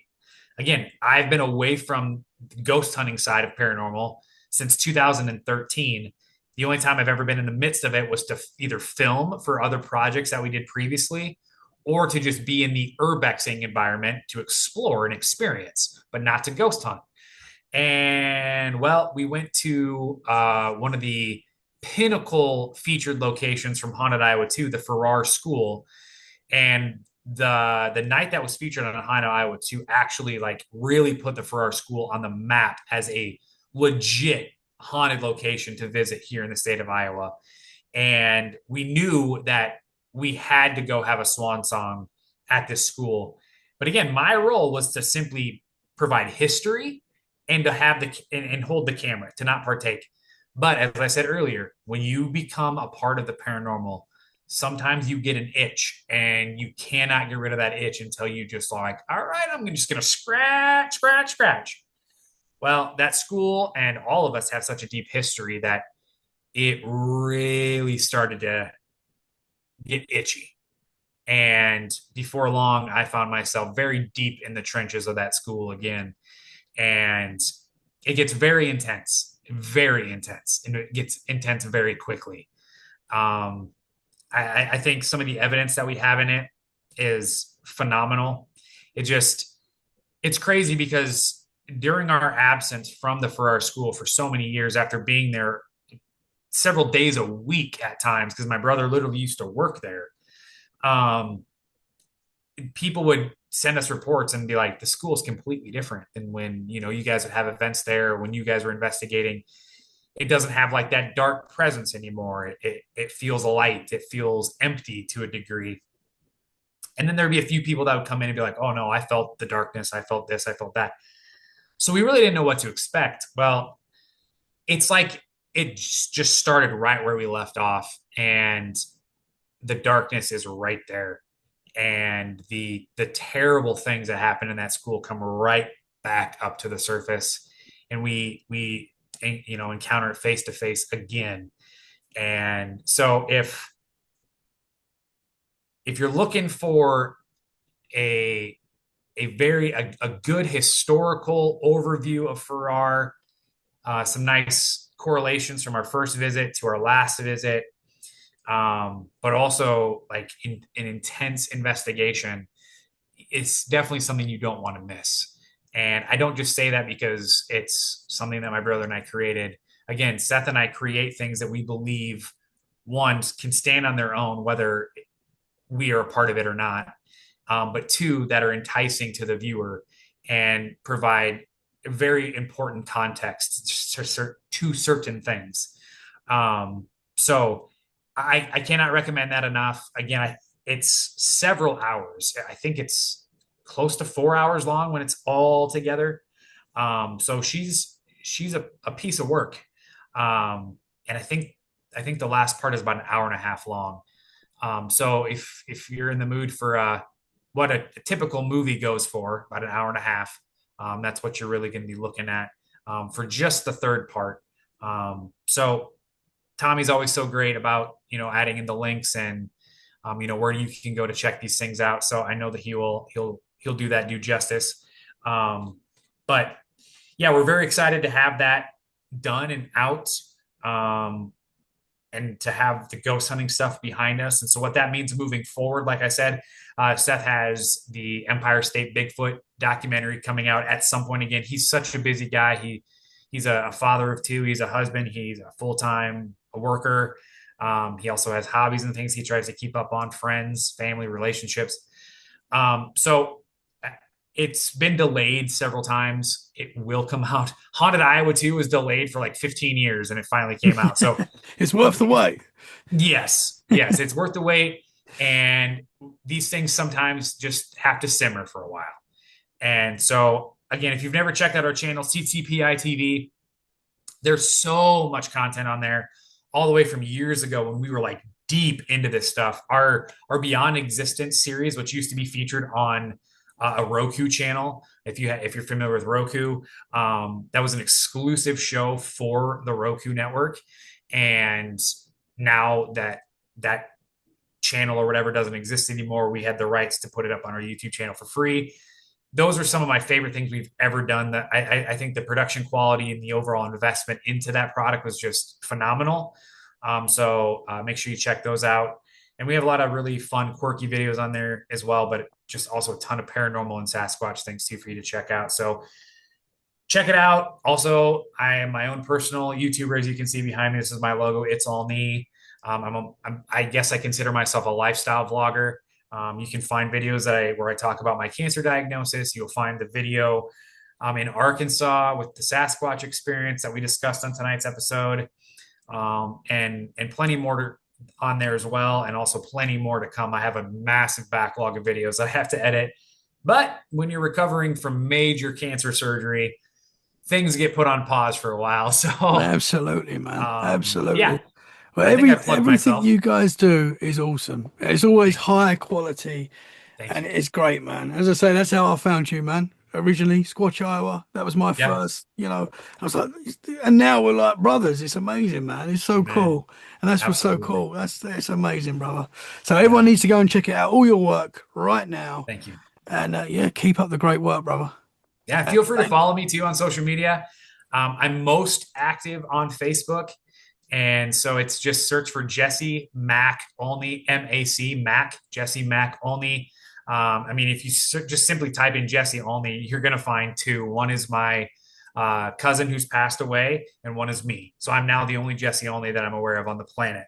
So it's not too hard to find me. So find me, hit the follow button. I'm not taking friend requests right now, but feel free to follow me. Um, and also, it's all me, just like the logo says behind me. It's all me on Instagram. Um, I'm on there as well. So, and then obviously on YouTube. So give your boy some love. I'd appreciate it. Yes. Get I over put a there, lot of man. passion and creativity into what we do, and we're very proud of the work that we've done and the work that we're going to be doing soon. Hmm. Awesome stuff, brother. All the links will be in the show description right now. So people Yes. can click those links, follow you, check out your work. It's absolutely awesome. Brother, Yes. thank you so much, man. This has gone so quick, like over 2 hours. That's insane. It's always a pleasure. I'll say it again. I love you, brother. You're a legend, man. Thank you Thank you. so much, and Yes. excited to talk more. Let's do it again soon, man. Yes. Love you too, Let's go man. deeper. Always an Let's honor. do a moon landing. Let's go. Hey, let's go, man. I'm ready, man. I'm ready. Yeah, let's go. But yeah, man, it's always an honor, always a pleasure. Thank you so much for having me again. Looking forward to Oh, we're frozen. No. Okay, we're back. Oh, right at the end, man. We're back. We're back. We're back. Sorry, again, we're talking about crazy things. So the government's like, nah, nah, nah, nah, Yeah. nah. But yeah, no, Yeah. I just said, just hats off to you, man. I love you, brother. I'm just grateful for another opportunity to be here on the podcast. It's such an honor and a privilege to be here. It's a pleasure to be here. I look forward to whenever we are able to talk to each other next, whatever crazy stuff we come up with. But again, to all the listeners, thank you so much for supporting Tommy. This man is so passionate. He's so creative Oh, and he stop it. loves what he's doing. And this man deserves every ounce of support that he is getting and can get. So if you haven't subscribed or if you haven't followed, if you haven't, set that notification to let you know every time a new episode's out, please do. This man deserves all of that. He does so much for you guys to get you new episodes while being a family man and a worker himself. So hats off to you, man. It's not an easy thing to do what you're doing. So Oh, bless you, big brother. love to you, big dude. Thank you. Appreciate You're that, man. you are a legend. You are a legend, man. No, I love you, brother. Thank you so Love you too, man. much. Gave me You bet. goosebumps. Again. Hey, let's go. Again. Let's go. Guys, thank you so much for listening. We hope you've enjoyed the episode. If you have, share it where you can. That is a great way to support the show. Make sure you check out Jesse. Follow him right now if you're not already. And we'll be back very soon for more freaky conversations. In the meantime, stay safe and keep it freaky. Bye for now. Thank you very much, brother. Thank you, brother.